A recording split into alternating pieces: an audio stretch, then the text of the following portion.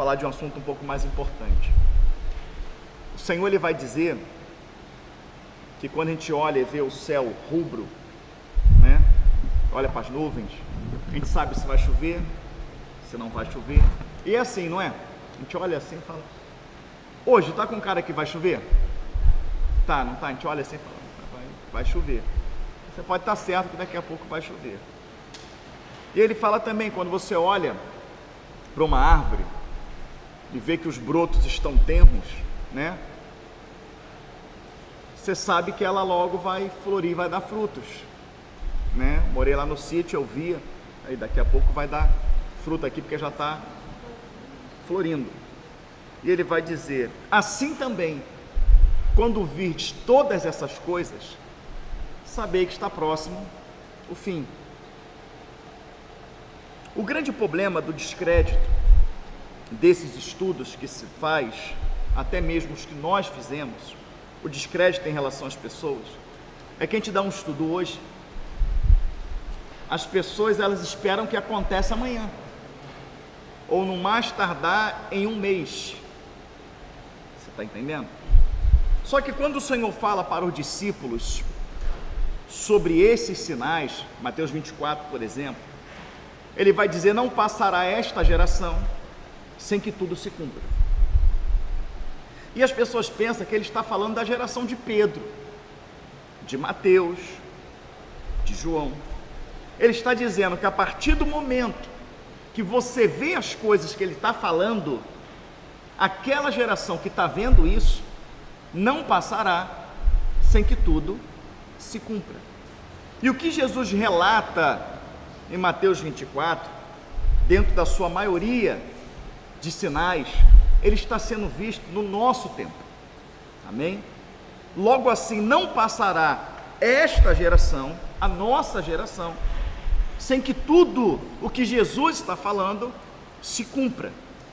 Quando eu falo no púlpito que nós somos a geração da volta de Cristo, nós somos a geração da grande tribulação, é baseado no que Jesus falou. Os sinais que Jesus ele mostra, tá? Inclusive, tá? Israel cercada de exércitos, tá? Que é o cenário que nós vemos, e muitas outras coisas, tá?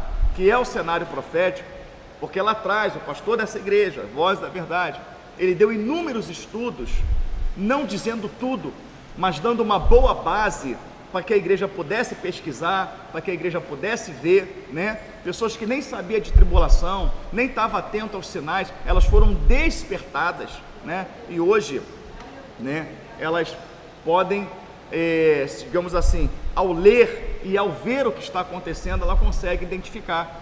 Amém? Louvado seja o nome do Senhor que a gente conseguiu despertar isso no coração da igreja, porque há alguns líderes que, creio eu, alguns até sinceros, mas por falta de conhecimento, porque existe aquela liderança que foi levantada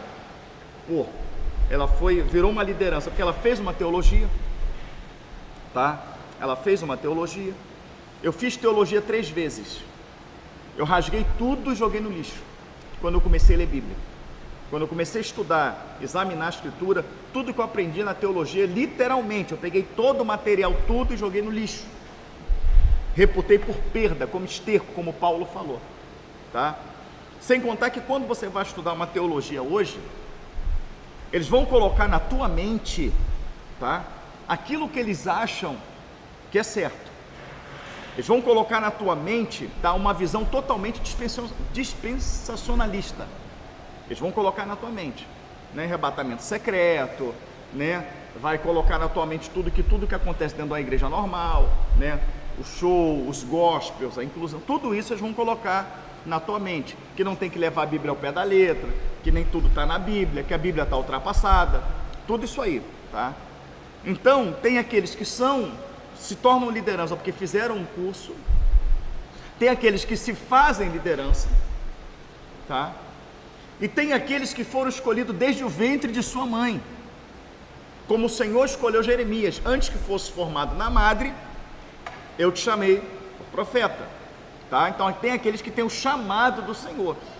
Esses que têm o chamado do Senhor, ele vai apoiar toda a sua doutrina dentro das Escrituras. Doa quem doer, custe o que custar. Ele vai sofrer a perseguição que for, vai tomar as pancadas que for, mas ele vai permanecer dentro da palavra de Deus. Amém? Mas a grande maioria que a gente tem hoje, qualquer pessoa se torna pastor no dia de hoje. Eu fui convidado uma certa vez, a um culto no terraço de uma pessoa. Isso tem tempo, quando eu morava lá em Pavuna, e porque havia um pastor lá, e a vizinha me chamou muito para ir. Ela estava indo lá na nossa igreja, eu falei, não, tudo bem, eu vou lá. Eu fui lá, e o rapaz, pastor, contou o testemunho dele, que ele era do tráfico, que ele matou, que ele fez, que ele aconteceu, mas que há 6 meses o Senhor tinha resgatado ele do tráfico, que ele se batizou, que tinha 6 meses que ele estava ali, mas ele já era pastor. E ele virou, conferencista. Então ele prega em vários lugares. Ele não tem um rebanho, ele não tem uma igreja, mas ele é pastor. Então ele saiu do tráfico 6 meses, e em 6 meses ele virou pastor. A Bíblia fala em Timóteo 3 que um pastor ele não pode ser neófito. Neófito é novo na fé. E você tem muito disso hoje, Você tem pessoas, pastores, que ele não conhece a Escritura, eles não ensinam a Escritura. Tem pastores que não pregam na sua igreja, tá? Todo culto tem um pregador de fora. Todo culto tem um pregador com oportunidade. Por exemplo, se você conversar com a irmã Patrícia do Amauri, isso foi ela que falou para mim, ela deve estar conectada aí. Ela frequentou uma igreja em Irajá, Acho que ela frequentou por 6 anos. Ela falou que foi 5 anos. Se ela tiver aqui, ela vai confirmar. Ela falou que ela nunca viu o pastor dela pregar. Entenda bem, você está numa igreja há 5 anos. E ela falou que em 5 anos não viu o pastor dela pregar. Você tem noção que é isso? Porque todo culto tinha um pastor de fora. Mas se o Senhor ele me deu um rebanho, eu tenho que ensinar. Não quer dizer que um irmão da igreja não vai pregar, que não possa vir um convidado, mas a base de ensino da igreja, ela tem que partir, do pastor da igreja. Então o que você mais tem hoje é pastores que não têm rebanho. Ele se identifica como um pastor, mas ele não tem um rebanho, tá? Por exemplo, eu tenho um chamado, Deus me chamou. Se não tivesse chamado, eu não aguentava as pauladas que a gente toma diariamente, tá? Mas amanhã eu decido não ser mais. Eu não decido estar mais à frente da igreja. Estou dando só um exemplo, tá, irmãos? Mesmo que eu tenha o chamado, eu não estando à frente do rebanho, eu não posso me chamar lá fora de pastor. Porque eu só sou pastor a partir do momento que eu estou exercendo o pastorado. Se eu não estiver exercendo o pastorado, eu não vou ser pastor porque eu tenho uma carteirinha, ou porque alguém me levantou. Só é pastor quem exerce o pastorado. Fora isso é impossível. E você que mais tem? Que já teve pessoas que entrou na igreja, eu sou pastor, a carteirinha, tua igreja onde? Teu rebanho? Não tem igreja não, eu fico, então não é pastor, tá? Isso, mas enfim, você há distorções muito grandes, da verdade bíblica, e isso é uma estratégia de Satanás.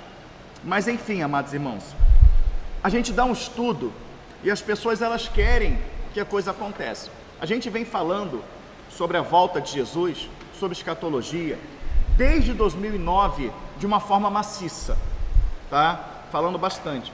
Eu trouxe um estudo aqui em Maria Helena, que a gente chegou a fazer um quadro profético, tá? Foi pegando as figuras assim, uma coisa bem... Falei, vai imprimir isso aqui, imprime isso aqui, porque tá tudo na cabeça, então imprime a figura tal, imprime um monte de figura, vai colando ali, vai fazendo, vai escrevendo. E fizemos um quadro profético, escatológico, impressionante, que se você pegar aquele quadro profético e ver lá, quando a gente fez, eu acho que ele deve ter uns 2 anos atrás, deve ter 2 anos atrás, acho que 2 anos e meio, você vai ver exatamente que o que a gente fala em determinado ponto é exatamente o cenário que a gente está agora. Então você vê que a Bíblia, tá? Ela não falha. Não foi uma previsão, pastor Elvis previu, não. Eu coloquei o que está na Bíblia. O Espírito Santo de Deus revelou. Amém? Mas enfim. Então isso freia um pouco. A gente vai naquela assim para poder alertar a igreja, e aí não acontece um mês, a igreja começa a falar mal, porque falou criou pânico, a igreja ficou desesperada e não aconteceu nada. Vai acontecer na nossa geração. Porém, a minha visão bíblica, amém? Somado com oração, com busca, com o temor de Deus, me dá um entendimento de que nós estamos entrando, tá, na grande tribulação, né? Na tribulação, digamos assim. Eu na verdade, não no período dos 7 anos, mas eu vejo a tribulação na vida do crente já há bastante tempo, né? Essa preparação. Existe uma cantora aí que era cantora de axé.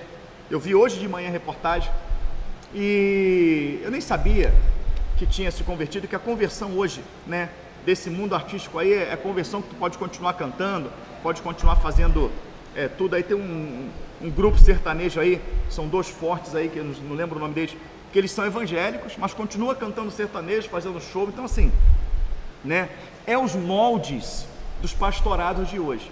Não, você pode continuar, você é um artista, mas você, porque interessa para eles é o dízimo, né? Não levar essas pessoas a uma transformação de vida. A vida da pessoa é até sincera, mas ela vai buscar uma igreja dessa e vai se converter nos moldes que esses filhos do diabo chamados pastores vão dar para ela. Mas enfim, né? A cantora aí, a Leite, quem conhece? Então, né? Então o que aconteceu? Ela pegou uma letra de axé, tirou, né, o nome de uma entidade, né, e colocou Yeshua. O Ministério Público da Bahia está investigando ela por racismo religioso. Então por aí você vê, né, a situação. Hoje a Bahia está um dos estados mais violentos, de morte, de tráfico, de tudo, tanta coisa para eles fazer, mas isso aí mostra para mim e para você como que vai ser daqui para frente, entendeu? A gente está vivendo hoje numa nação que não existe lei. A gente está vendo hoje numa nação que as pessoas de bem, elas são presas, tá? E as pessoas terríveis, elas são soltas. Marcolas é um deles, você sabe quem é Marcola, você fala muito. Então, se isso ele não é um cenário tribulacional, o que é? A gente vive um momento, tá, que antecede uma terceira guerra, tá? As tensões, né, tá grande, a corda tá bem esticada, isso pode acontecer, tá certo? Você sabe que tem bases, né, russas na Síria. O que os Estados Unidos fez ontem? Já por ordem de Trump, porque ele não assumiu, mas ele já assina muita coisa, né? Já atacou bases russas na Síria. Então, Estados Unidos, ele atacou bases russas na Síria. Então, ele mexeu com a Rússia. Amém? Ah, mas isso sempre aconteceu. Na escalada que está acontecendo agora? Não. O nosso país, eu não sei se você sabe, ele quebrou. A nossa moeda é a mais desvalorizada do mundo. A taxa Selic está 14. A previsão é de chegar a 20. Um juros em que o Brasil nunca na história ele passou. Então vai ter gente em 2025 sim passando fome. Você vai ver 1 quilo de arroz quanto vai ficar, você vai ver. Então isso, a tendência é aumentar a criminalidade. Correto? Vai ficar mais difícil. Você tem um presidente que vai assumir agora, dia 20 de janeiro, que ele colocou como um dos seus ministros, Elon Musk. Esse camarada, ele... Escuta o que eu vou te falar. Os que acham que os Estados Unidos vai salvar o Brasil e que acham que esse homem, Elon Musk, é um instrumento de Deus. Ele é o maior braço do anticristo hoje.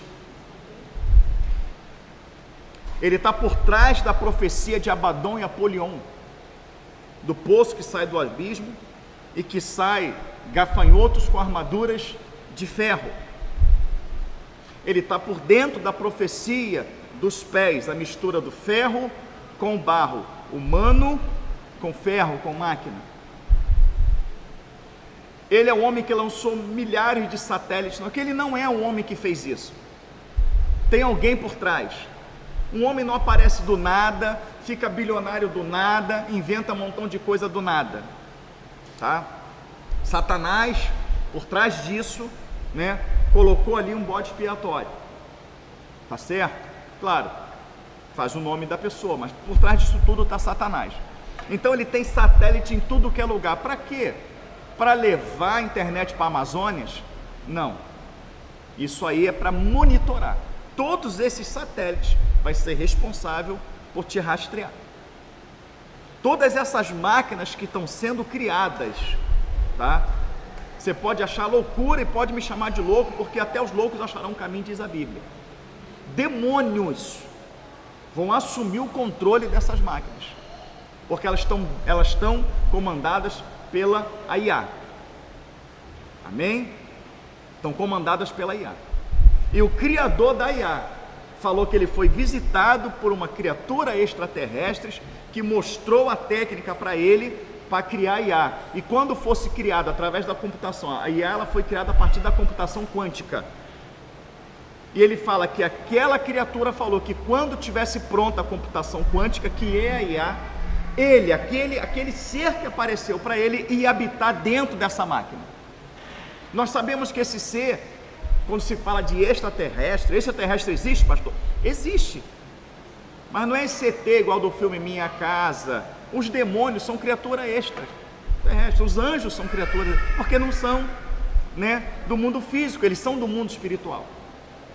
E a palavra fala que ele se transfigura até em anjo de luz. Então ele vai se transfigurar naquela figura. Eu vi um ET. Eu já vi, irmãos. E repreendi. Você está entendendo? E quando eu repreendi, aquilo deixou de aparecer.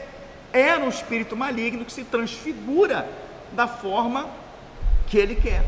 Ah, mas está aparecendo OVNI, viu que está aparecendo disco voador. Você teve aí um australiano na época que veio aqui na Lagoa Rodrigo de Freitas, trouxe um disco voador e fez o disco voador voar aqui no Rio. Quem lembra disso aí? Deu na televisão, deu tudo, o cara pegou. Então é a coisa mais fácil do mundo hoje, na tecnologia dos drones que estão aí. Pelo amor de Deus, o cara bota um drone piscando um monte de luz, é um OVNI. Mas o povo, ele embarca em tudo. O povo, ele acredita em tudo, ele só não acredita na Bíblia. Mas enfim, eu poderia falar de muitas coisas, tá? Mas nós temos um camarada que ele vai dar continuidade a um acordo de paz que começou no primeiro governo dele, através do seu genro, Jared Kushner. Então ele vai dar continuidade a esse acordo de paz. Ah, pastor, quem vai ser o anticristo? Não sei, mas você sabe que aquele que intermediar esse acordo for feito, você sabe que ele é o anticristo, ponto. E nós vamos ver. E esse cenário, ele está debaixo dos nossos olhos. As coisas, elas tendem a apertar. Então tudo isso é um cenário tribulacional. E nós sabemos que daqui para frente a coisa não melhora. Daqui para frente a coisa piora. Mas o que eu quero perguntar nessa manhã para vocês, para mim mesmo, para os irmãos que estão conectados: estamos preparados para a tribulação? Qual é a finalidade da tribulação?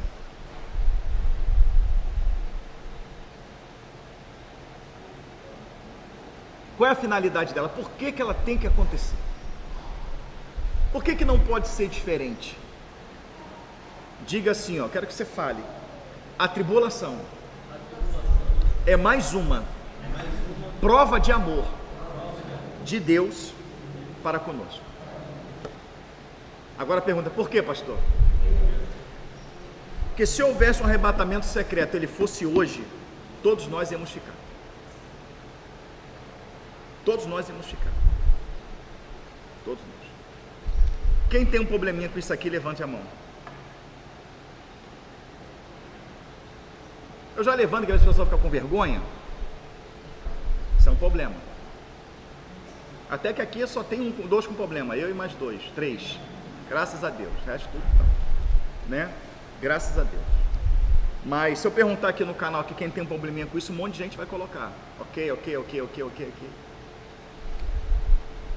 Tem aquele probleminha da inconstância na leitura e na oração. E a palavra do Senhor vai dizer em 1 Coríntios, no capítulo 15, no verso 51, quando ele vai revelar o mistério, que ele vai falar da vinda do Senhor, lá no versículo 58, ele vai falar quem vai subir. Sede firmes e constante, sempre abundante. Não há constância na leitura, não há constância na oração, não há constância no congregar, tá? Há um alto e baixo. A gente está contaminado com usos, com costumes, com falas, aprisionados em sentimentos que muitas das vezes, né, falando de um modo geral, tá, não vem de Deus. Estamos bem acomodados, porque a gente ainda compra, a gente ainda vende, a gente ainda sai, a gente ainda passeia. Então, né, a gente está acomodado. E essa situação, ela nos coloca vulneráveis, ela nos coloca em risco. Então o Senhor, se Ele fala, se eu vier secretamente, quem vai subir? E aí quando você vai, por exemplo, para Apocalipse no capítulo 7, isso fica muito claro. Muito claro.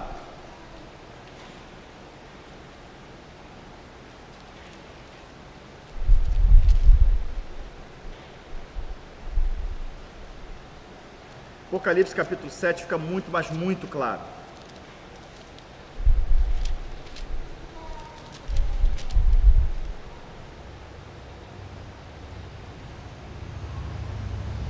Quem abriu aí, amém?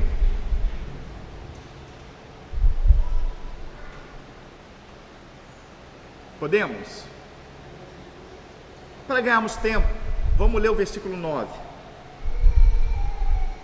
Depois destas coisas olhei, e eis aqui uma multidão, a qual ninguém podia contar, de todas as nações, tribos, povos e línguas, que estavam diante do trono e perante o Cordeiro, trajando vestes brancas e com palmas nas suas mãos, e clamavam com grande voz, dizendo: salvação ao nosso Deus, que está sentado no trono, e ao Cordeiro. Versículo 11. E todos os anjos estavam ao redor do trono, dos anciões e dos 4 animais, prostraram-se diante do trono sobre o seu rosto e adoraram, dizendo: amém, louvor e glória, sabedoria, ação de graça e honra e poder e força ao nosso Deus para todo sempre, amém. Então tem uma multidão de povos, tribos, línguas e nações que entra no céu louvando, adorando a Deus. Ou seja, isso aqui a igreja subiu, amém. Uma grande multidão que não podia numerar, povos, tribos, línguas. E aqui, irmãos e irmãos, presta bem atenção no versículo 13. E um dos anjos me falou dizendo: eis que estão vestidos de vestes brancas, quem são e de onde vieram? Versículo 14. E eu lhe disse: Senhor, tu sabes. E ele disse-me: estes são os que vieram da grande tribulação, lavaram as suas vestes e as branquearam no sangue do Cordeiro. Eles vieram da onde? Então não tem volta de Cristo antes da tribulação. Eles vieram da grande tribulação. Mas na grande tribulação que eles vieram, da tribulação, a palavra fala que eles fizeram 2 coisas. Você acabou de ler. Qual foi as 2 coisas que essas pessoas de brancas fizeram na grande tribulação? Lavaram as suas vestes e branquearam no sangue do Cordeiro. Agora eu queria que você explicasse para mim, o pessoal aqui do canal pode estar dando também opinião. O que você entende sobre lavar as vestes e branqueá-las? Fala mais alto. Santificar. Quem dá opinião aí? Fala, abre a boca aí, irmãos. Fala alto aí. Vestes brancas na Bíblia fala de quê? Santificação. Amém? Elas lavaram e branquearam as suas vestes no sangue do Cordeiro. Quando foi que elas lavaram e branquearam as vestes?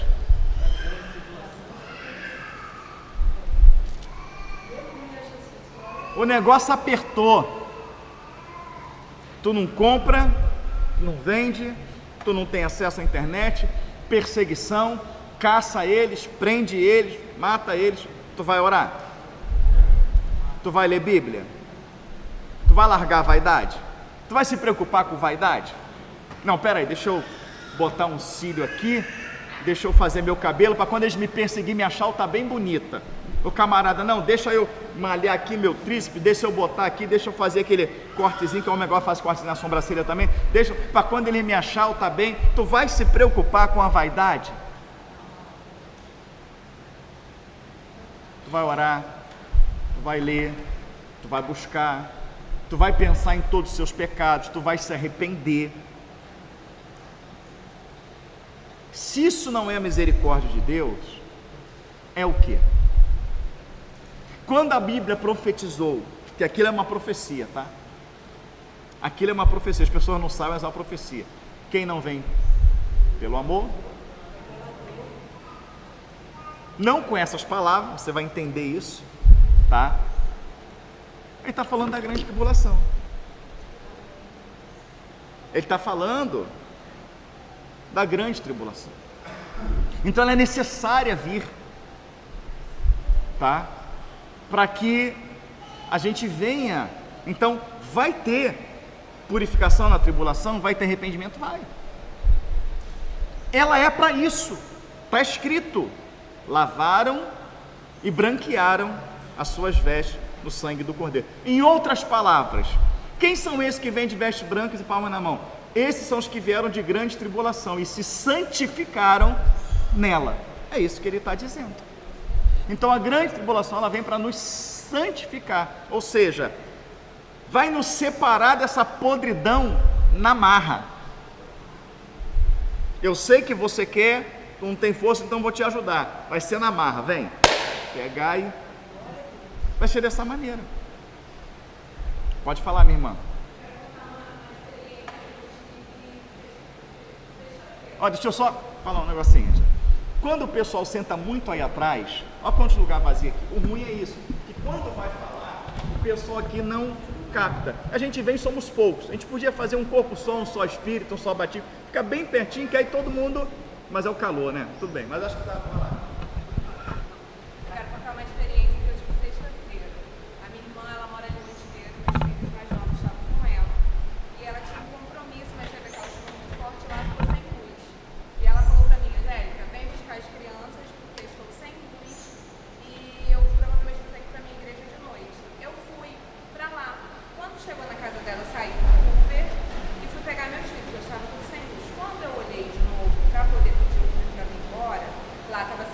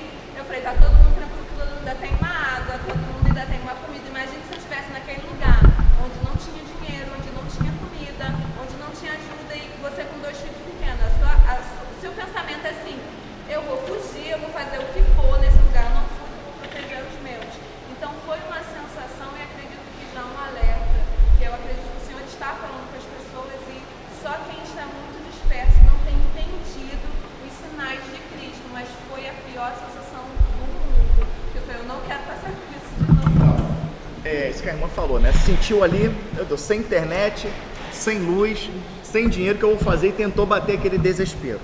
Quem já ouviu falar do grande reset? Tão certo como o ar que eu respiro, ele vai acontecer. Mas ele não pode acontecer sem que tudo primeiro esteja na rede. Principalmente o teu. Então isso aqui, ó. Me vê 1 quilo de carne, papel, tem que sair. Você entendeu, né? Ó, toma aqui. Isso tem que sair. Quando isso aqui sair, que já está saindo, e tudo tiver na rede, a rede vai bugar. Vai acontecer um reset, que não tem reset nenhum. Isso é eles. E aí nesse reset vai ter o apagão que a irmã ficou desesperada. A minha conta bancária, como é que eu acesso? Aí vão dizer que perderam dados, tudo isso. Você vai ter que fazer um recadastramento. Amém? Você vai ter que fazer um recadastramento. E aí você vai ficar na mão do governo.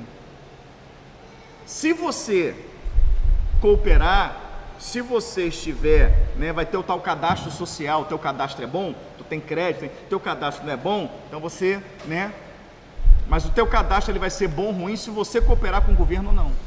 Então isso aí é fato, isso vai existir e vai chegar esse momento aí. Como aqueles que seguem a palavra de Deus, ele vai estar na contramão daquilo que o governo mundial vai implantar, entrou o momento em que você não compra, em que você não vende, entendeu?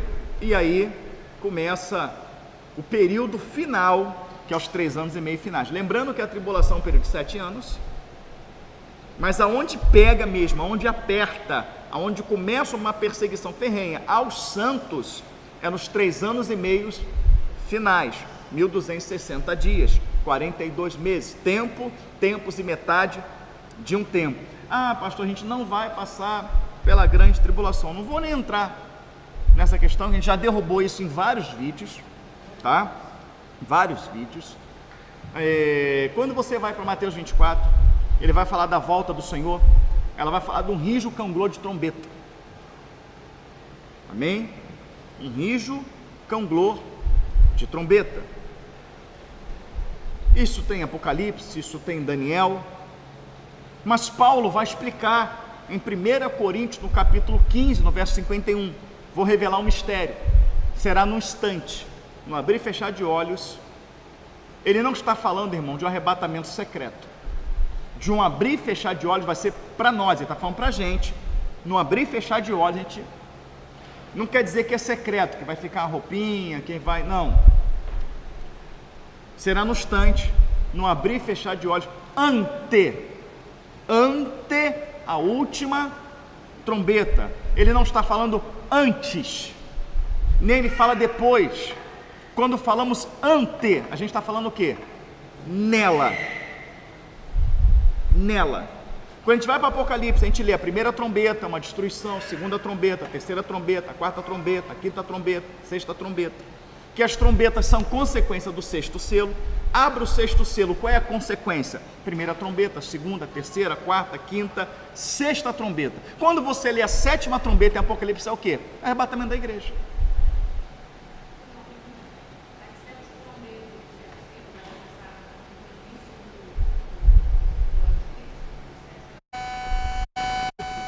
Tá? Que tudo vai estar ligado aos 3 anos e meio finais. Mas não temos uma clareza também. A gente vai ver isso aí. Mas eu sei que quando acontece o sexto selo, você vê que o sexto selo ele é catastrófico. E o que eu acredito que as 7 trombetas estão mostrando é, tá bom, abriu o sexto selo. O que vai acontecer com essa catástrofe? Aí ele começa a descrever ela na primeira trombeta, na segunda trombeta, né? Até que chega a sexta trombeta, e a 7ª trombeta, é claro, em Apocalipse, se você ler, não precisa você ter muito entendimento bíblico, você vai ver que a 7ª trombeta é algo muito claro, é a volta do Senhor. E Paulo entendeu isso porque ele fala ante a última trombeta.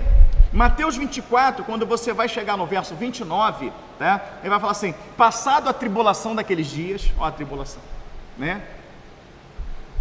Haverá no céu sinal do Filho do Homem, que virá com rijo cangulô de trombeta, a qual enviará os seus anjos aos 4 cantos da terra a buscar os seus escolhidos. Então você vê o toque de trombeta, você vê após a tribulação. Então, se a última trombeta ela é tocada dentro da tribulação, significa que a primeira, a segunda, a terceira, a quarta, a quinta também ela será tocada dentro desse período, porque vai ser um evento que tudo se resumirá em 3 anos e meio. De qualquer maneira, é um cenário caótico, é um cenário terrível. A Bíblia fala que muitos serão, aí quando você vai ver lá em Daniel, olha só, lá em Apocalipse capítulo 7, lavaram e branquearam as suas vestes no sangue do Cordeiro. Mas quando você vai para Daniel, vai dizer muitos, quando vai falar do período tribulacional em Daniel, vai falar assim, ó, muitos serão provados e purificados, no mesmo período tribulacional de Daniel. Muitos serão provados e purificados. Podemos entrar nisso no próximo domingo. Eu posso pegar Daniel, fazer exegese ali com Apocalipse. Mas por que não agora? Porque não é o assunto que eu vou falar, tá? Depois eu vou mostrar para vocês. Eu já mostrei isso em vários estudos, essa comparação, que eu digo que Daniel é Apocalipse do Velho Testamento. Então ele fala em Daniel que muitos serão purificados, serão branqueados, mas outros serão mortos. Então existe alguns que vão morrer e existe os que vão ser branqueados, purificados. E os que morreram vão encontrar salvação, que morreram porque não negaram. Todos vão morrer? Não, alguns serão provados, serão branqueados. Pula para Apocalipse, vieram de grande tribulação, lavaram e purificaram. É o mesmo contexto, é o mesmo contexto, aonde vai dizer que acontecerá na última trombeta, ante a última trombeta. Tudo que você vai ver sobre a volta do Senhor, desde quando você pega lá em Joel, você vai ver que sempre ela está ligada a toque de trombeta. É como se as trombetas fossem um cronômetro, né? Um cronômetro de 7 tempos. Então isso vai acontecer, tá? E a palavra chega a dizer, lá em Isaías, no capítulo 13, que as potências do céu serão abaladas. Quando você pega as potências do céu serão abaladas, Isaías capítulo 13, você conecta aquela passagem diretamente com o 6º selo. Você conecta ela diretamente com o 6º selo, tá? Montes se movendo do lugar, né? As potências do céu serão abaladas, muitas coisas, então você conecta com o 6º selo, e isso terá consequências. Águas amargas, né? Erva verde sendo queimada, tem as consequências até que chega na última trombeta, porque ficou insustentável para o ser humano até ficar na terra. E o Senhor vai e tira os seus escolhidos e traz as 7 taças da ira, porque a ira sim, ela não é para a gente, a tribulação sim, a ira não. A ira é para as nações, a ira é para aquele que não se rendeu, a ira é para aqueles que se acharam deuses, entendeu, irmãos? Mas o que eu quero trazer agora nesse assunto é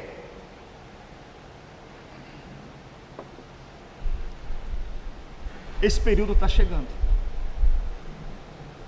Eu acredito que a gente está por entrar nele, que esse governo que está vindo novo aí agora, tá, americano, junto com a bancada que ele montou, tá, de ministros, de senadores, eu acredito fielmente, que as coisas hão de acelerar de uma maneira muito rápida, para que isso, né, venha a ser colocado em prática.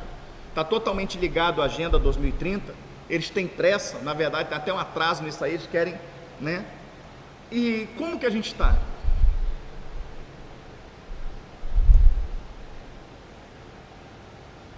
Há um ponto bíblico que ela me causa um certo arrepio, há um ponto bíblico que na verdade ela faz os meus ossos gelar.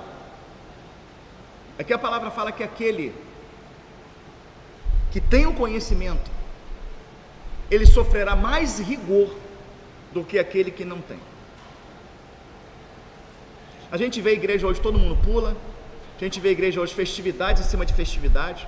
Você vê igrejas que não tem uma base, uma escola bíblica bíblica de verdade, uma base sólida da palavra de Deus. A gente vê a igreja que não prega sobre arrependimento, que não prega porta estreita, que não prega nada disso. A gente está numa igreja que bate na tecla de santificação, de ler Bíblia, de orar. A gente atualiza as coisas que estão acontecendo no mundo. E parece que quanto mais a gente estuda, quanto mais a gente vê o cenário se aproximando, né, da realidade final das Escrituras, parece que mais desleixado a gente fica. Parece que mais a gente... É estranho. É difícil da gente até explicar. É um momento que tem que orar mais, tem que buscar mais, tem que ler mais, tem que, né, se santificar mais. É um momento que a gente vai afrouxando, a gente vai... Eu não estou dizendo que você não tem que dar um passeio com a sua família. Eu não estou dizendo, você tem que aproveitar sim esses momentos que ainda pode. Mas o que eu estou falando é que a gente ainda não está priorizando o Senhor, a gente ainda não está priorizando a palavra, a oração, a busca, a gente ainda está priorizando a nossa vida material que vai ficar aí, que daqui a pouco não vai ter valor algum. A gente ainda tem pessoas que têm uma reservazinha comprando casa de praia. Tem ou não tem? Comprando casa de praia, pessoas com o conhecimento. Tem uma reserva, você não tem. Confia no Senhor. Seja servo, seja crente. Agora você tem. Compra uma terrinha lá onde o vento faz a curva. Bota um roceiro daquele lá, olha só, vou te pagar aqui e tal. Essa semana tu vai plantar só empim. Ó, planta esse mamão aí. Entendeu? Chama uma draga, manda abrir um lago lá, bota uns peixes lá, fala, tu vai jogar ração aqui. O camarada tá lá dentro da roça, ele não sabe de nada.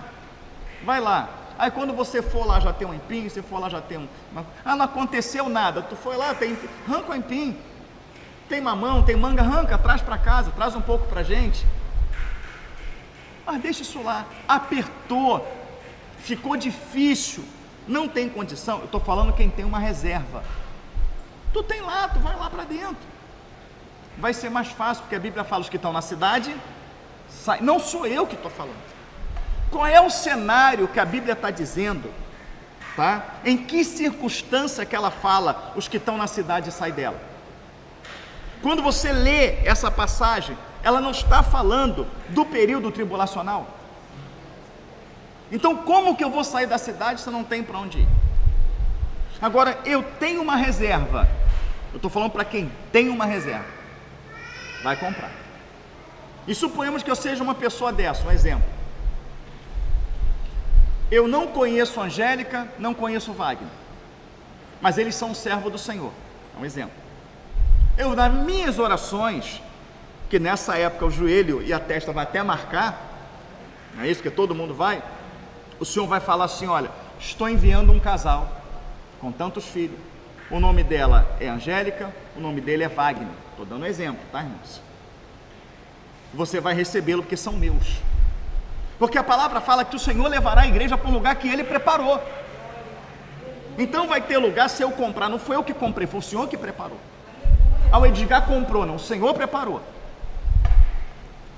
E aí o Senhor vai visitar o Wagner, vai visitar a Angélica, vai confirmar. Tu vai levantar agora, vai pega a estrada tal, pega a rua tal, sobe esse morro, desce, faz, acontece, vou te guiar. E eles vão chegar lá. Isso é o que eu acredito. Por quê? Porque para guiar os pastores de Belém até Cristo, Deus usou a estrela. Em muitas situações de perseguição na Bíblia, o Senhor falou, vai aqui, entra ali, não vai por esse caminho, vai para aquele. É assim ou não é? Então eu acredito que isso vai voltar, e eu fico muito tranquilo em relação a isso. Eu fico muito tranquilo. Mas o que eu estou falando é que as pessoas estão preocupadas com uma casa de praia, elas estão preocupadas em comprar uma outra casa no bairro para poder alugar, elas estão preocupadas com isso. Então assim, o cenário que hoje eu vejo me faz me preocupar com uma preparação, porque vai ter aquilo que o Senhor vai fazer, mas tem aquilo que o Senhor me manda fazer. Tem maneiras que Deus usa para livrar. O Senhor ele pode fazer igual fez com Filipe, que no caso ali não foi um livramento, mas pode fazer, tirar Filipe de uma cidade e fazer Filipe aparecer em outra cidade.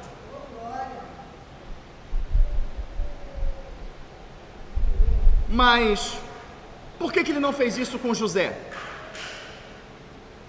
Por que ele falou que 25% daquilo que era plantar tinha que guardar em celeiro por 7 anos? Ele não podia simplesmente falar com Noé, construir a arca e falar, entra para dentro dela que o resto eu faço. Não, ele mandou colocar comida, ele mandou colocar mantimento, ele deu até que período precisava ter. Por que isso? Porque o Senhor quer ver se a gente acredita na loucura da Bíblia. Eu quero ver se você acredita na loucura da minha palavra, porque a loucura para muitos mas a palavra fala que a sabedoria de Deus para o homem é loucura. Você tem que entender que quando Noé fez a arca, não tinha chovido ainda. Quando Noé fez a arca, pega o mapa bíblico, 52 quilômetros do mar. Nós sabemos que uma embarcação menor do que a arca, porque a arca tinha 130 metros de comprimento, 50 de largura, 30 de altura. Como que você transporta? Não tem como. Hoje tem fios, na época tinha árvores. Não tem como transportar. Não tinha estradas abertas. E até hoje, quando se constrói uma embarcação, tu trabalha com embarcação, você sabe, ela tem que ser construída, no estaleiro. Algumas descem de lado, outras descem de frente para a água. O estaleiro é sempre à beira-mar. Não tem como você fazer uma embarcação de 130 metros de comprimento e carregar ela. Então este homem ele foi tido como louco. E para completar ainda a loucura do camarada, ele morava numa montanha, numa região montanhosa. Então ele constrói uma embarcação de 130 metros a 52 quilômetros do mar em cima do morro. É maluco, é retardado, é doente. Mas essa loucura, ele ter sido doente, retardado, salvou ele, sim ou não? O que vai me salvar, o que vai te salvar é acreditar na loucura da Bíblia. Quem acredita na Bíblia é maluco, mas é essa loucura que vai te salvar. Mas eu não vejo que as pessoas estão preocupadas com isso. Não existe uma preocupação. Preocupação, eu vou melhorar minha casa, eu vou fazer isso, eu vou comprar outra, eu vou preparar uma viagem para tal lugar. Legal. Internacional, porque eu tenho vontade de conhecer a Europa, eu tenho vontade de conhecer não sei o que lá, tal. Eu tenho vontade de conhecer o céu. O senhor está falando que o senhor nunca teve oportunidade. Tem pessoas aqui no canal, assistindo agora, aqui, que já me convidaram para ir para a Europa. Eu já recebi convite com tudo pago, Patrícia sabe, para ir para os Estados Unidos, para ir para a Alemanha, para ir para Portugal, para assumir igreja fora do país. Vontade? Não vou mentir, tive. Mas o meu joelho foi para o chão. O Senhor falou, é aqui. E sem peso nenhum, eu fiquei aqui. Sem peso nenhum. Não vontade de conhecer, eu não tenho vontade de conhecer países, não tenho. A minha vontade era fazer a obra. Não, se abrir lá eu vou fazer. Joelho no chão, o Senhor falou, não, é aqui. Não quer dizer também que você não vai fazer uma viagem. A sua oportunidade, consegue ir com a família, vá, aproveita que ainda pode. Mas se você tiver condição hoje de fazer uma viagem que tu vai gastar X e você só tem aquele X e você vê que você pode usar esse X para se preparar para o que vai vir, o que você vai fazer? Agora, a viagem que eu vou fazer é X e eu tenho 5X, amém, viaja, aproveita. Mas nessa viagem, lê Bíblia, ora, busca o Senhor, não deixa que a viagem. Mas o que eu quero dizer para mim, e também para você, é que a Bíblia traz uma preparação. Quando você vê o céu rubro, assim assado, você sabe que vai chover. Quando você vê já os seus brotos da árvore, você sabe que vai dar o fruto. Quando vides essa coisa, saber que está próximo a vinda do Filho do Homem. E a gente está vendo o céu rubro. A gente está vendo os brotos, temos. Tudo está aí. E o que a gente está fazendo? O que a gente está fazendo? O Edgar vai contar um sonho. Deixa eu virar para você aqui. Som, 1, 2. Os irmãos no YouTube estão... Aleluia. Som, 1, 2. O povo é incrédulo. Esses dias a Patrícia entrou em contato comigo. Está sabendo disso? Estou. Tudo que ela me pergunta, está sabendo? Estou. Já vi. Então, assim, o senhor está internado em tudo que está acontecendo, porque o senhor não está abrindo a boca. Uma vez eu briguei meio assim, em bom sentido com Deus. Falei, Senhor, eu abro a boca. Daqui a pouco o próprio povo da igreja quer me bater, porque não aconteceu, porque não sei o quê. A minha função é falar. Mas aí chega um tempo que eu não aguento, acabo falando, né? Mas assim, há um desânimo. Porque as pessoas não compreendem o que você está falando. A gente está aqui falando de uma preparação, de algo que vai acontecer, né? Que diante dos nossos olhos está tudo aí escancarado, né? Visível que vai acontecer.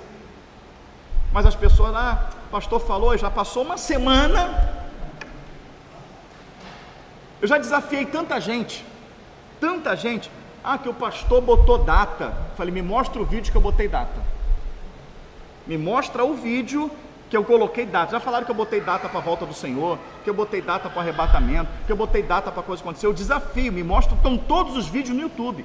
Me mostra o vídeo que eu falei a data. Eu falei, vai acontecer na nossa geração. Entendeu? Mas assim, a minha função é falar. Se o povo vai acreditar ou não, entendeu? Fala, Edgar.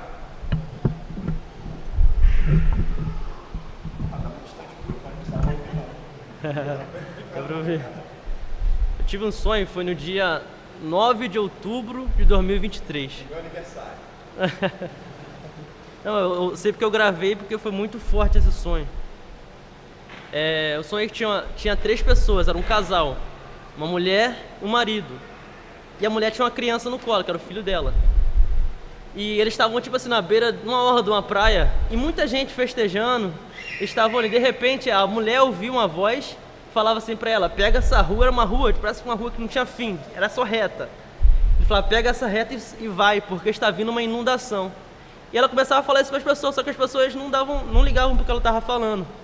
De repente o mar recuava totalmente para dentro, e as pessoas começavam a perceber que estava vindo tsunami, o alerta começava a tocar, as pessoas começavam a correr para os prédios e subir. Nisso que elas subiam, uma jogando a outra assim, tentando subir num lugar mais alto para se proteger. E a mulher falava assim, não, o Senhor está falando para a gente ir nessa direção aqui. Elas pegavam e iam. No caminho que ela ia, nessa reta, ela ia falando para as pessoas, vem por aqui, e as pessoas tentando subir, só que não davam ouvido o que ela estava falando. E nisso a onda vinha, encobrindo tudo, pegando todas as pessoas. E quando ela estava indo naquela rua, lá no final da rua tinha uma linha riscada no chão com o número 53.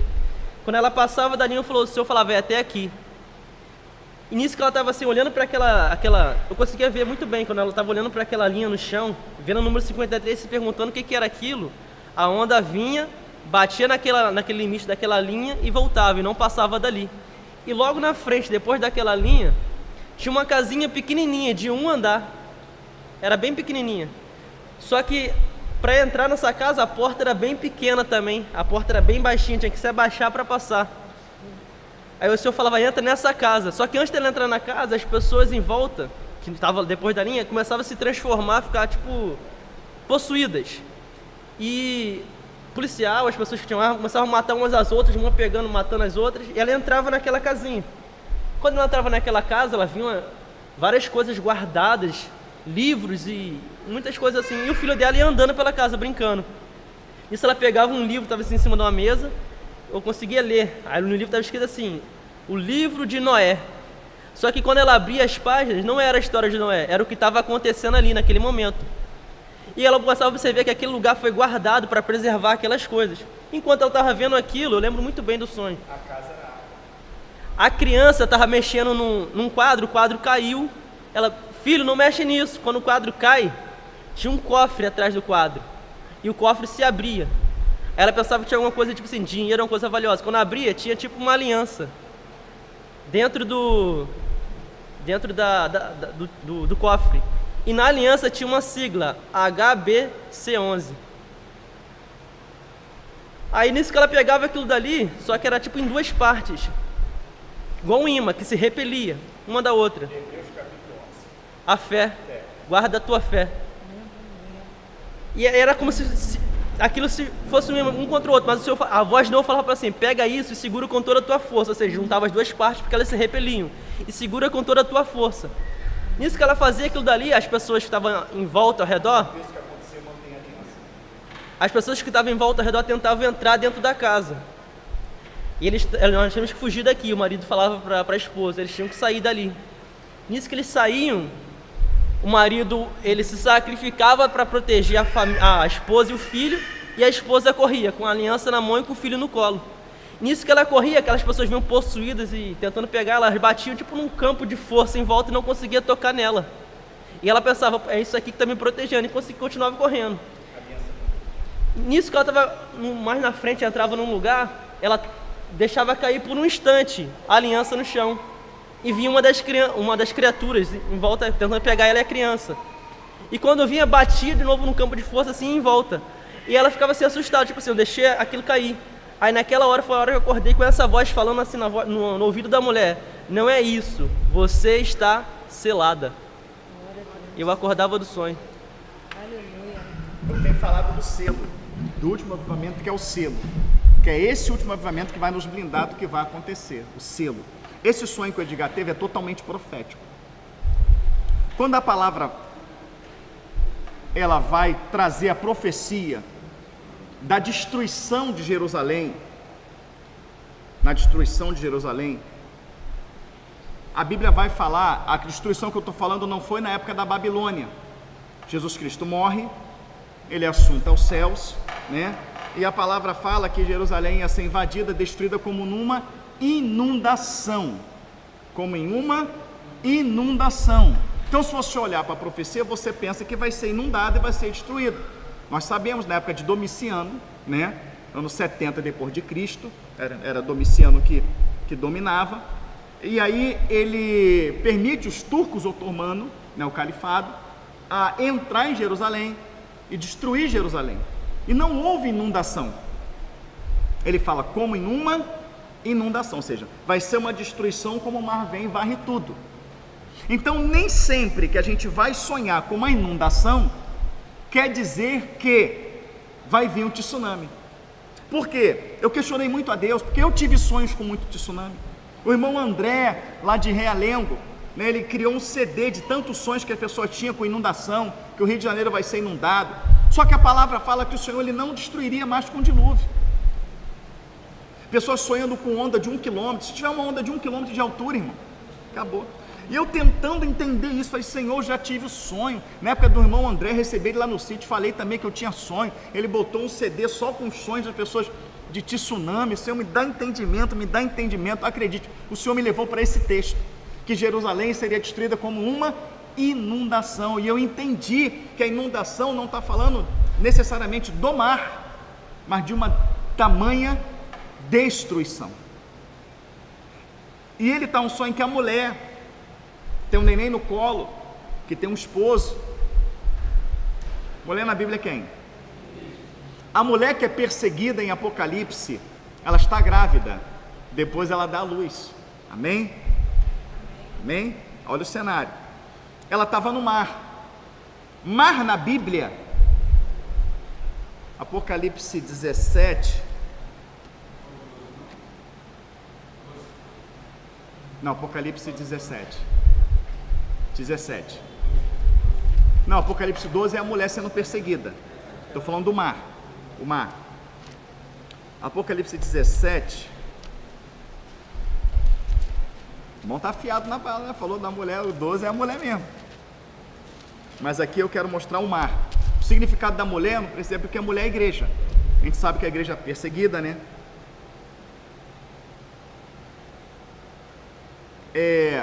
Abriu o Apocalipse 17? Estamos aqui, irmãos, olha só. A gente interpreta os sonhos através da Bíblia. Esse negócio da pessoa dar a interpretação do sonho, tá? E ela não ter base bíblica, entendeu? O dente caindo é morte. Tem base bíblica? Mas vamos lá. Apocalipse 17:1. A gente identificou que a mulher é a igreja, tá? A mulher ali do Apocalipse, ela, né, tem um filho. E veio um dos 7 anos que tinha 7 taças e falou comigo dizendo: vem, mostrar-te a condenação da grande prostituta que está sentada sobre muitas águas. Muitas águas.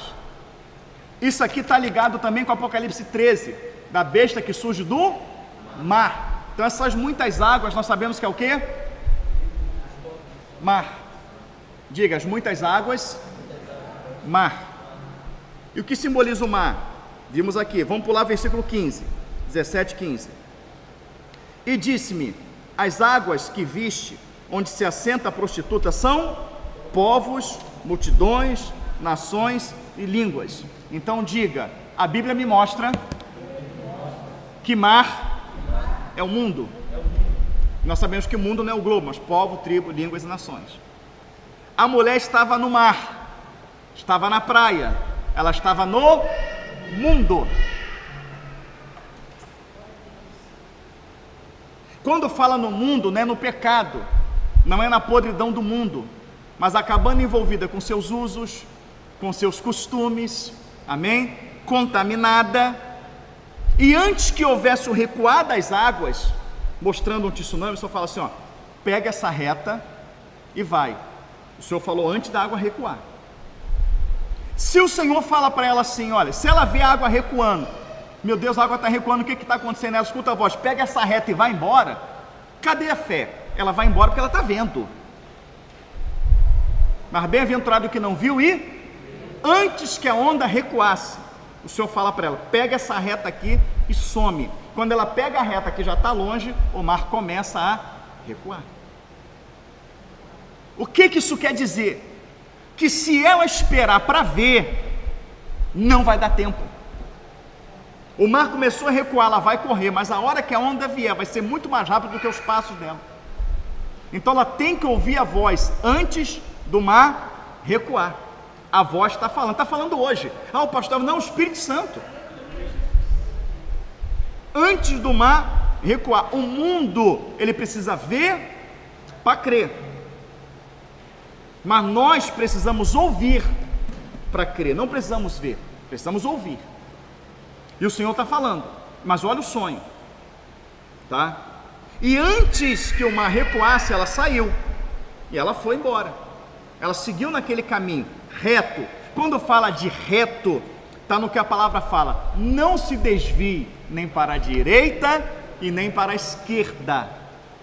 Ou seja, chega um momento de perigo, é que você não pode permitir que nada tire a sua atenção, que nada desvie o seu foco. O pessoal continuou na praia, continuou brincando, continuou se divertindo, não é isso? Mas ela está seguindo numa linha reta, segue, até que ela encontra uma casinha pequena. Aos olhos humanos, gente, já vi a gente falando assim, na tecnologia de hoje, com drone, com satélite, com sensor de calor, não tem como se esconder. Entenda bem, vem um tsunami, ele é destruidor, e uma casinha pequena, de madeira, simples, se esconde aí dentro. Ou seja, pela lógica humana, é impossível. Mas tudo é possível o quê? Crer. Entra aí dentro. Quando ela entra dentro daquela casa, só que antes disso, aqui, ela recebe uma aliança, e aquela aliança a protege. Ela pensa que a aliança, o objeto, é que está guardando ela, mas quando a aliança cai, ela continua protegida. O demônio bate naquele domo, né? O demônio, ela está aqui, né?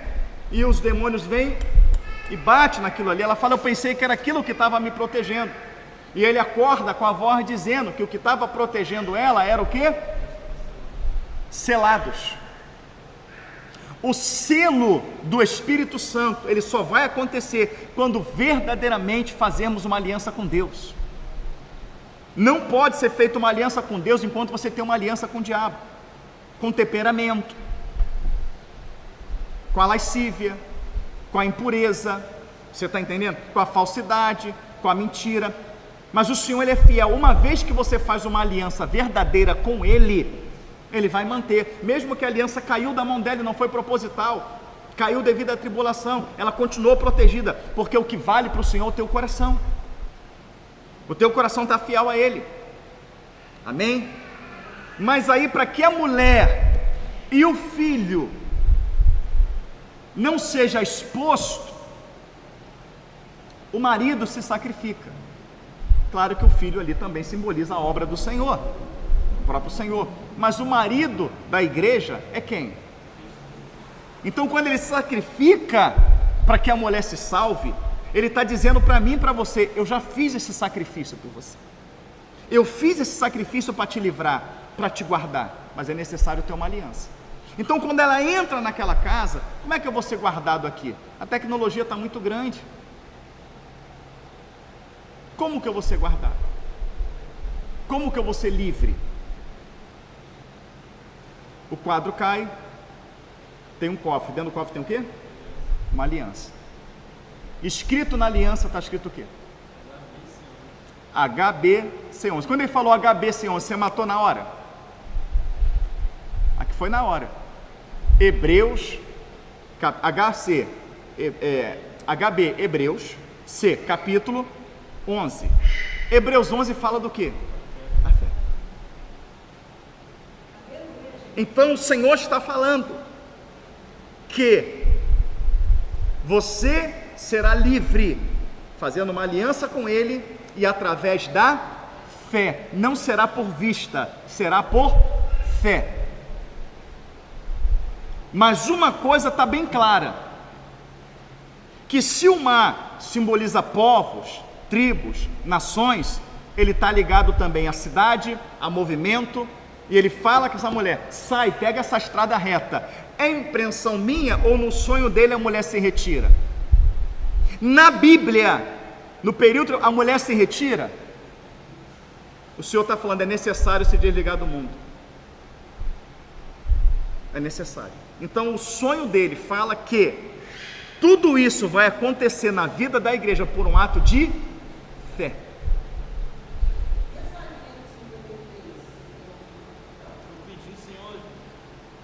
Discernimento em relação a isso. Posso falar antes do teu discernimento? Pode ser que eu esteja... Isaías 53 diz: quem deu crédito? Abre Isaías 53, 1. Ela vinha falando e ninguém dava ouvido. Ninguém dá ouvido. Abre Isaías 53, o primeiro versículo. Foi na hora também. Lê bem alto aí, Isaías 53, o primeiro versículo. Só o primeiro. Acabou. Acabou, só até aí. Quem deu crédito? Chega no capítulo, chega na linha que está 53, a mulher passa, o povo fica, porque só vai passar quem deu crédito. Quem tem peito para dizer que esse sonho não foi de Deus? É uma hora que ele foi falando tudo aqui, foi 53, o HBC11, tudo. Um sonho claro da parte de Deus. Agora, tem um ponto que só vai passar quem deu crédito, quem fez aliança.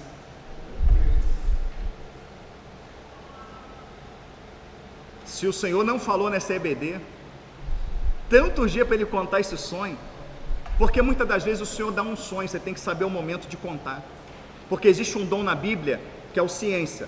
O ciência ele envolve sonho, revelação e sonho, mas antes de todos os dons vem a sabedoria. E quando a palavra fala que o profeta está acima do dom, não é que o profeta é maior que o espírito, mas é que ele tem discernimento de saber. Tem sonhos que é para entregar, tem sonhos que não é para entregar, tem sonhos que não é o momento, chegou o momento de entregar. Um sonho 9 de outubro de 2023, exatamente no meu aniversário. Ele podia ter tido esse sonho no dia 8, podia ter sido no dia 10, mas eu acredito também que esse sonho no dia 9 de outubro, no dia do meu aniversário, é que o Senhor também quer trazer um recado. Dá crédito que eu estou falando pela boca dele. Não foi 9 de outubro à toa, mas dá crédito que eu falo pela boca dele. Ele tem que se limpar também, ele tem que fazer essa aliança, ele tem que santificar, mas ele é sincero naquilo que ele ensina. Ele não distorce a palavra, ele não vende a palavra, ele não negocia a palavra. Ele tem que ser purificado também, mas ele é sincero. Ele não está lhe enganando. Eu estou usando a boca dele. Então, assim, é um sonho muito claro. E chegou esse momento.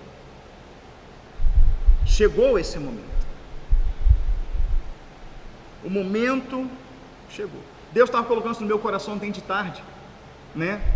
A minha esposa, aconteceu um probleminha, eu deixei de viajar, minha irmã, para ir em Nova Iguaçu. Eu deixei de fazer uma viagem, porque não é segredo para ninguém, tipo, o ano todo a gente tampa para dentro, até final de ano eu vou no meu pai, eu vou na minha sogra, né? Mas eu também tiro um tempinho para mim, eu preciso também descansar um pouco. Só tem uma coisa que eu gosto de fazer, né? É o quê? Pescar. Então vou lá para o pastor Wellington, estou na igreja, eu vou lá no culto terça-feira, vou ficar uma semaninha lá, estou no culto domingo, tem um culto de ação de graça lá para fazer, eu vou estar lá, essa semana eu vou estar lá, eu não vou estar aqui. Mas é uma semaninha, e na outra semana eu vou lá viajar, ver os parentes, né? Eu ia no meu pai, não precisou meu pai vir aqui em casa, né? Porque até, olha que benção, meu pai veio aqui em casa. Então vou ter que só dar um pulinho lá na sogra. Mas o que aconteceu? Eu deixei de fazer uma viagem para poder ir para Nova Iguaçu, porque é o último culto que até lá eu queria ir. E na sexta-feira, foi sexta-feira, minha esposa, né, a nossa correria, nossa batida é grande, não é? Nós chegamos em casa, ela deitou um pouquinho assim e botou a perna no sofá.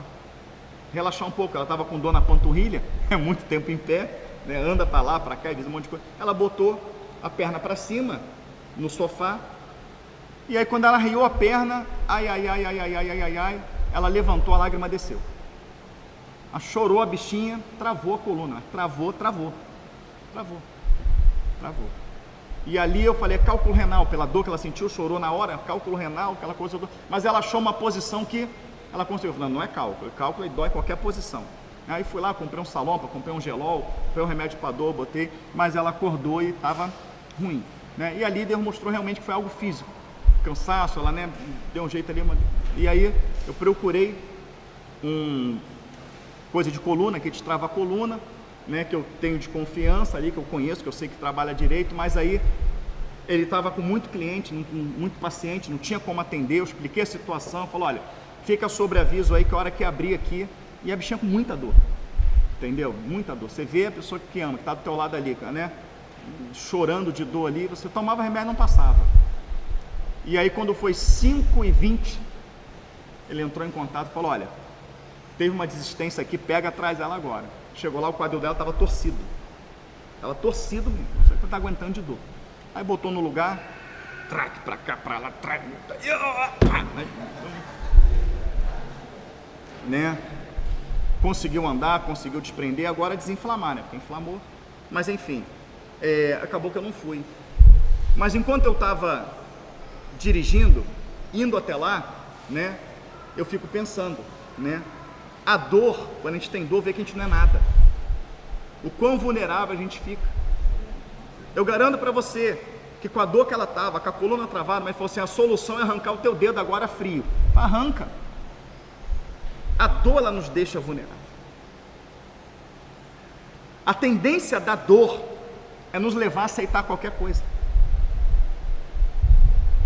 Ela me leva para o hospital, me dá uma injeção, me dá alguma coisa. Então assim, você quer, a dor ela te deixa vulnerável, suscetível a acontecer qualquer coisa, e vai ser um período de dor. E se a gente não tiver o Senhor, o Espírito Santo de Deus, você está entendendo? Você acordou, não tem comida, não tem o que comer, é um ato de fé. O Senhor falou que sustentaria a igreja por 1260 dias. Eu estou nesse período, eu não sei como o Senhor vai fazer, mas eu vou comer hoje. E assim, o Senhor ele vai te provar até o último minuto, até o último segundo. Lembra a mulher que ela ia comer a última comida Entendeu? E depois ia esperar a morte com os filhos? Aí vem Eliseu, o que você tem?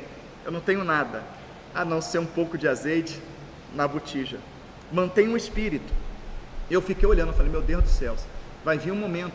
Hoje eu posso levá-la ali no quiroprata e botar ela no lugar. Mas quando a gente estiver lá e acontecer qualquer coisa, cortou um pé, quebrou o osso, como é que vai fazer?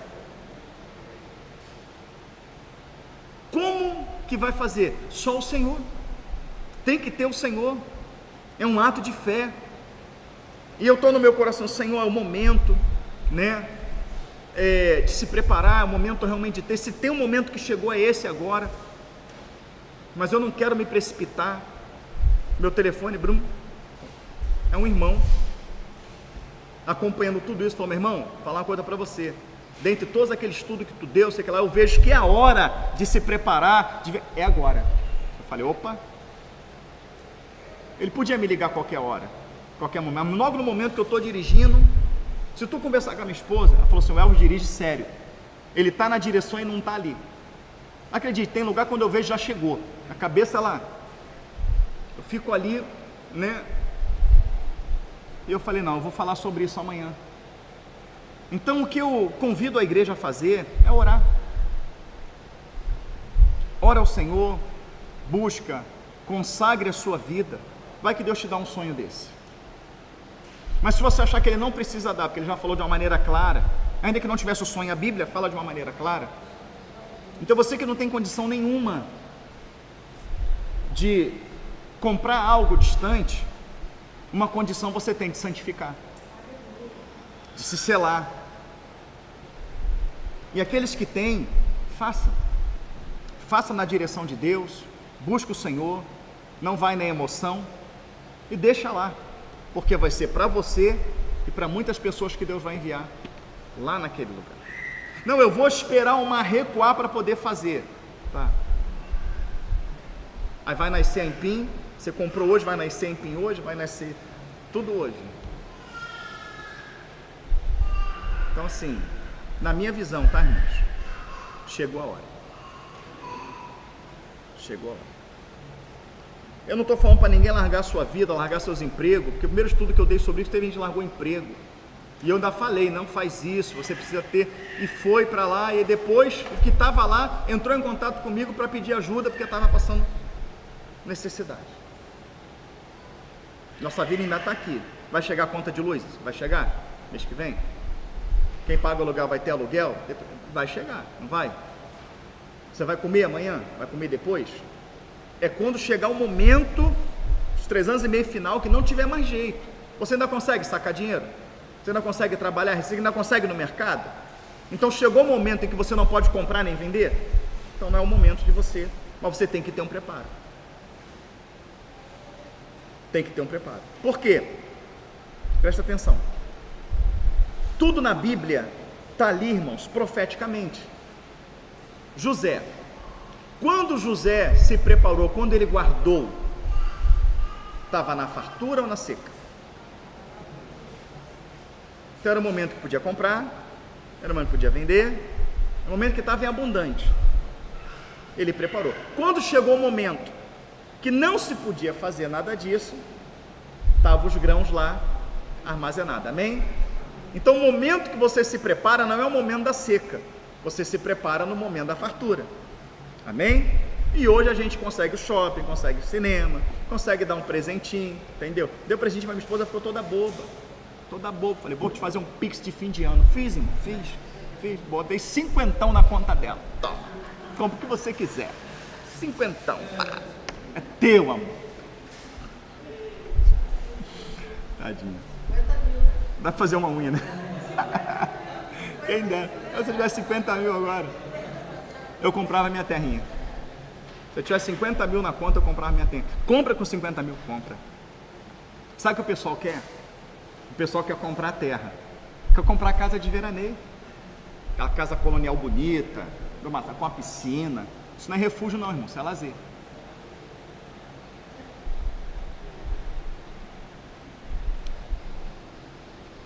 Quando eu tinha uma situação boa, que a minha vida toda não é da igreja, tem os tesoureiros da igreja.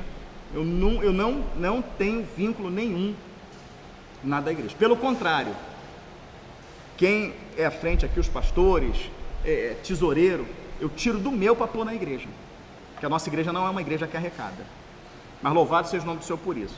Mas quando eu tinha condição, eu fiz um pezinho de meia. E uma das coisas que eu tinha era um sítio em Guapimirim. Na verdade, eu tenho esse sítio. Tá? Esse sítio ele tem um galpão de eventos de 150 metros quadrados. Ele tem 6 lagos com peixe. Ele tem caqui, pêssego, jamelão, abacaxi, me ajuda, Edgar, vários tipos de manga. Ele tem mamão, ele tem goiaba, jaca, abacate, jambo, muita coisa, né? Cana, tipos de bananeiras, né? Arrancava o abacaxi assim, eu cortava, comia minha filha, né? Tem uma foto aqui, eu vou mostrar para vocês depois, que a quantidade de caqui que tinha, você arrancava e parecia que não tinha. Na época, né, não sei agora, eu tinha tambaqui de 30 quilos, 25 quilos. Os irmãos iam lá pro batismo, a gente tirava ele da água, tirava foto. Tilápia, meu vizinho falou lá, poxa, abri um lago lá, você me arruma umas 3 tilápia aí? Eu falei, arrumo, traz tudo que tiver de balde lá. Primeira tarrafada que eu dei, entendeu? Eu sei que eu dei uma tarrafada em cada lago e levou mais de 300 tilápia. Entendeu? É o sítio lá. Mas tem uma piscina de 18 por 10 de largura, né? Tem campo de futebol, tem 12 suítes, cada suíte tem 14 camas. É um sítio, não é um refúgio, ele é para lazer. Alugava para casamento, 15 anos, alugava para eventos. E hoje esse sítio está alugado. Na época, a avaliação desse sítio foi 1.200.000. Na época. Semana passada eu comecei a ir no LX e comecei a ver os sítios anunciados naquele local lá. Os sítios anunciados, irmão, um pedacinho com piscininha desse tamanho, com um troço metade do tamanho. A casa simples, em frente à casa tinha um lago, né? O lago tinha até pedalinho. 700 mil, 800 mil. Então acredito que a avaliação do sítio hoje seja pelo menos 1,5 milhão. Pelo menos isso, tá? Eu falei com a minha esposa essa semana. Falei, eu acho que eu não vou renovar o contrato. Eu vou anunciar esse sítio, eu vou vender por 500 mil. Entenda bem, 1,5 milhão. 500 mil. Que isso, pastor? Vai ficar tudo aí. Vai ficar tudo aí. O Senhor me mostra uma terra que tenha plantação, que tenha peixe, que tenha... Não precisa nem ter casa, mas que tenha tudo isso aí. Casa monta uma barraca e mora em tenda. Pega o dinheiro, vai lá e compra. Só vai fazer quem é desprendido. Quem não for desprendido, não, 1,5 milhão, pelo menos 1 milhão, vai ficar tudo aí. Tudo, nada trouxemos para esta vida. Timóteo, né? 1 Timóteo 6. 1 Timóteo 6. Sim? Eu não vejo isso. O maior que ele seja, eu não vejo nesse caso um desperdício da sua parte. Assim, um desperdício que eu digo é o seguinte: uma área de lazer não é uma área de lazer. Se você tem toda essa qualidade de árvores frutíferas, você tem um campo para poder ter lagos com peixe, você tem piscina, uma horta grande, boa, isso aí é a sua subsistência. Mas isso não é um lazer. Lazer para mim é você comprar uma casa de praia. Mas eu entendo o que o irmão está falando, tem até sentido. Mas o problema é que eu vou falar para você. Meu sítio fica no Vale das Pedrinhas, em Guapimirim. Mas ele está na divisa. Ele está a 5 minutos do centro de Magé. Então, praticamente, o meu sítio é rural, mas está dentro da cidade. Então, por esse motivo. E também, né, passou um helicóptero, passou qualquer coisa ali, com um piscinão enorme. uma coisa, você está entendendo? A piscina é gigante.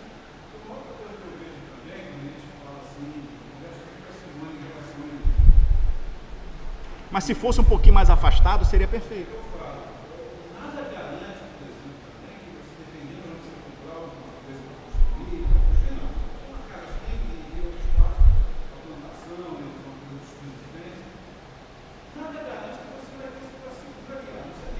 Não, mas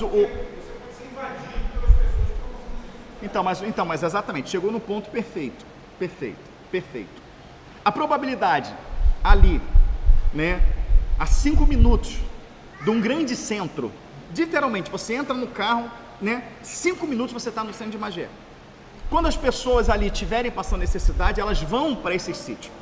Agora, quando você, por exemplo, né, igual um sítio que eu tive uma vez, dentro da Serra da Mantiqueira, você saía da estrada, você entrava, você subia 1h10 de estrada de chão, passando por várias pontes, não tinha vizinho, era um vizinho a 2 km, a 1 km, né? Para uma pessoa andar, isso tudo, que de carro você leva 1 hora, para ela andar, para poder invadir, ela vai invadir lugares. Então, quando a Bíblia fala, os que estão na cidade, sai dela, é exatamente te blindar, te proteger da população que no desespero vão entrar para poder fazer isso. Então o meu sítio ele seria perfeito, mas ele está dentro de uma área, você anda 600 metros do meu sítio, você tem uma estrada de asfalto, e ali você tem várias casas, vários vizinhos, tal, aquela coisa toda ali, tudo bem, que tem as suas plantações, as coisas, mas você está 5 minutos, você tem uma ideia, eu já saí do meu sítio, para Magé a pé, já saí, já fui. Então assim, essa questão, se não fosse isso, sim, a piscina, você transformaria ela numa grande cisterna, batia uma laje em cima, era uma grande cisterna ali, os lagos, tudo tal, mas infelizmente, né, eu não vejo, biblicamente falando, que ele me dá essa condição de ser um refúgio, embora eu acredito muito no sonho, que é pela fé. O Senhor pode cegar todo mundo ali, né, porque eu já tive sonhos de irmãos, que no período tribulacional estava ali dentro do sítio. Eu não tive esse sonho, mas irmãos tiveram esse sonho.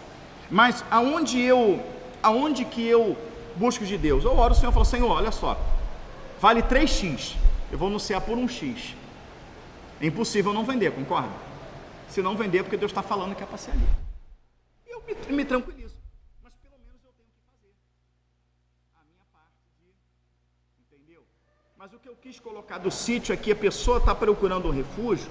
Por exemplo, uma vez o irmão estava querendo procurar, tal, até vi algumas coisas com ele, tal, falou assim, mas é bom ter uma piscina, ter um playground, porque vai ter as crianças, vai poder brincar, tal. Eu falei, meu irmão, no momento que o nego está perdendo a cabeça lá fora, tu vai estar preocupado com a piscina para tua criança brincar, né?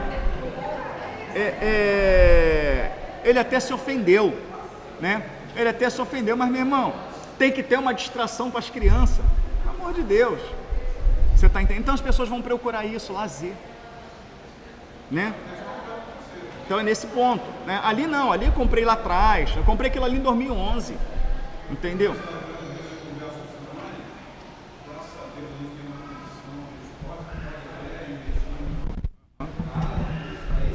Sim. Uhum. Sim. Sim.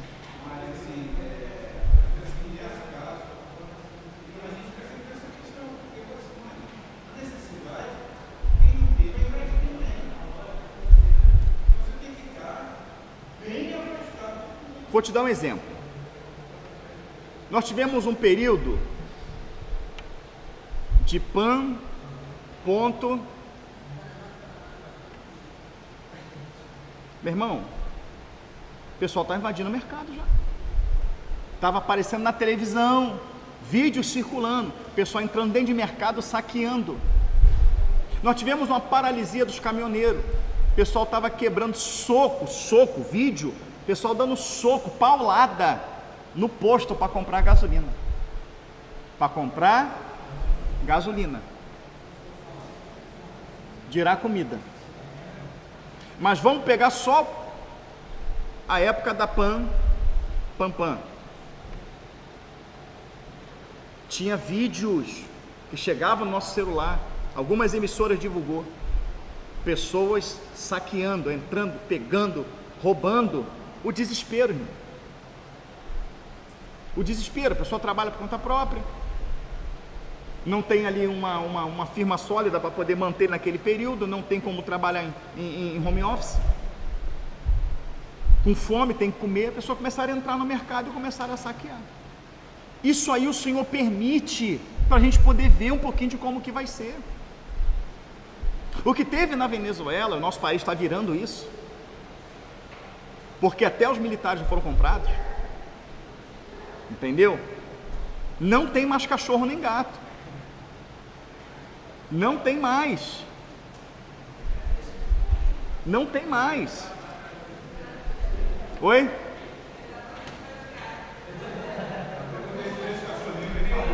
Cachorro eu não sei, eu sei que gato é gostoso.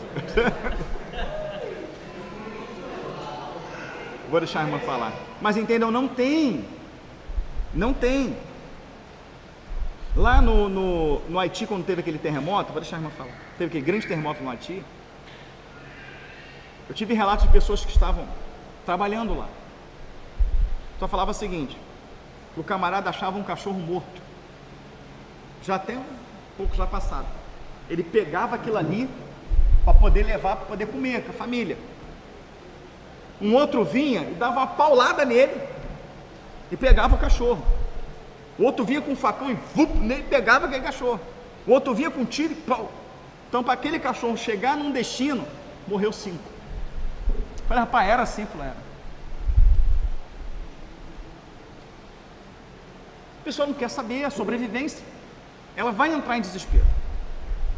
Agora me fala qual seria o outro motivo bíblico do Senhor falar: quem está na cidade sai dela, e quem estiver no campo não volte na cidade a pegar qualquer coisa.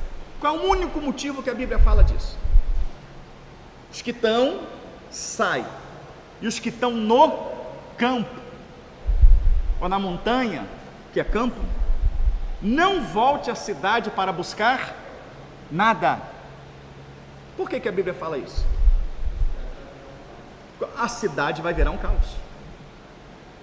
A cidade vai virar um caos.